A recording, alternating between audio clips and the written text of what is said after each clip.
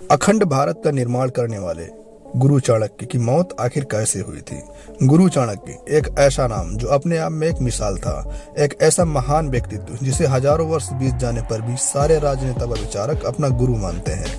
बात चाहे फिलॉसफी की ले या मैथ या फिर पॉलिटिक्स, आचार्य चाणक्य आज भी लोगों के लिए एक महान आदर्श है। एक ऐसा महान रणनीतिकार जिसके विचारों पर ही दुनिया के सबसे बड़े देश अपनी विदेश नीति तय करते हैं। लेकिन आखिरकार गुरु चाणक्य की मौत कैसे हुई, आज इसी रहस्य से उठेगा पर्दा। अगर आपने अभी तक मेरा चैनल पोल ऑफ एडवेंचर को सब्सक्राइब नहीं किया है तो प्लीज चैनल को सब्सक्राइब कर दीजिए। चाणक्य का जन्म 371 ईसा पूर्व एक ब्राह्मण परिवार में हुआ था। इनके पिता का नाम चाणक्य था जो एक शिक्षक थे। आचार्य चाणक्य का गोत्र कौटिल था और इसी से इनका दूसरा नाम कौटिल्य पड़ा तथा इनको विष्णुगुप्त भी कहा जाता है। आचार्य चाणक्य ने अपनी शिक्षा तक्षशिला में पूरी की और बाद में वहीं पर शिक्षक भी बने। अध्यापक बनने के बाद आचार्य चाणक्य पाटलिपुत्र चले गए। वहां जाकर वे नंद वंश के न्यायालय में विद्वान बने। एक बार आचार्य चाणक्य का धनानंद ने किसी विषय पर अपमान कर दिया। अपना अपमान महसूस होने पर आचार्य चाणक्य ने अपनी चोटी खोल दी और भरी सभा में धनानंद के शासन का समूल नाश करने की प्रतिज्ञा ली। इसके बाद आचार्य चाणक्य ने चंद्रगुप्त मौर्य को चुना और 19 वर्ष की आयु में उन्हें सत्ता संघर्ष में उतार दिया और यही संघर्ष नंद वंश के नाश का मुख्य कारण बना। चाणक्य की रणनीति और फिलॉसफी पर अच्छी पकड़ होने के कारण मगध भारत का सबसे बड़ा साम्राज्य बन सका।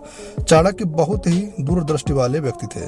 वो कुछ ऐसी रणनीतियां बनाते थे कि एक रणनीति के असफल होने पर दूसरी काम कर जाती थी और अंत में विजयश्री उन्हीं को मिलती थी। आचार्य चाणक्य को आयुर्वेद के साथ साथ खगोल विज्ञान का भी पूरा ज्ञान था। यहाँ तक उन्हें समुद्र शास्त्र में भी महारत हासिल थी। चाणक्य द्वारा लिखा गया ग्रंथ चाणक्य नीति इतना जबरदस्त है कि आज भी भारत तथा विदेश के नेता दूसरे देशों से संबंध अच्छा बनाने के लिए इसी का इस्तेमाल करते हैं। आचार्य चाणक्य ने ही सिकंदर महान से लड़ने के लिए भारत के सभी राजाओं को एक किया था। उन्होंने युवा लड़कियों की एक सेना भी बनाई थी जिसका नाम विषकन्या था। गुरु चाणक्य ने इन लड़कियों को दुश्मनों को छल से मारने के लिए तैयार किया था। इन लड़कियों के चुंबन में भी जहर होता था। जैसे ही दुश्मन इन पर फिदा होकर उनके पास जाते थे वो मारे जाते थे। आचार्य चाणक्य चंद्रगुप्त मौर्य को भी भोजन के साथ थोड़ा थोड़ा जहर देते थे कि वे किसी दुश्मन के धोखे का शिकार न हो पाए। लेकिन एक दिन चंद्रगुप्त ने गलती से अपना भोजन रानी के साथ साझा कर लिया जो कि 9 महीने की गर्भवती थी। वो जहर से तो मर गई लेकिन चाणक्य ने उनका पेट काटकर बच्चे को बचा लिया। इस बच्चे का नाम बिंदुसार रखा गया। जिंदगी के आखिरी दिनों में चंद्रगुप्त तपस्या करने जंगल चले गए और बिंदुसार को राजा बनाया गया। लेकिन चाणक्य अभी बिंदुसार के सलाहकार बने रहे। लेकिन आचार्य चाणक्य और बिंदुसार के बीच दुश्मनी पैदा करने के लिए राजमहल में एक बड़ी साजिश की गई। इस साजिश का मास्टरमाइंड बिंदुसार का मंत्री सुबंधु था क्योंकि आचार्य चाणक्य की प्रतिष्ठा से सुबंधु जलता था।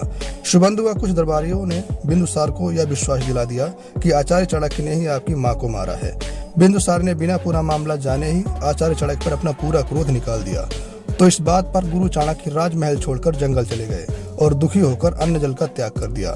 लेकिन जब बिंदुसार को हकीकत का पता चला तो वो बहुत शर्मिंदा हुए और फिर उनको मनाने के लिए बिंदुसार जंगल चले गए। लेकिन चाणक्य माने नहीं, उन्होंने भूख प्यास से अपनी देह का त्याग कर दिया।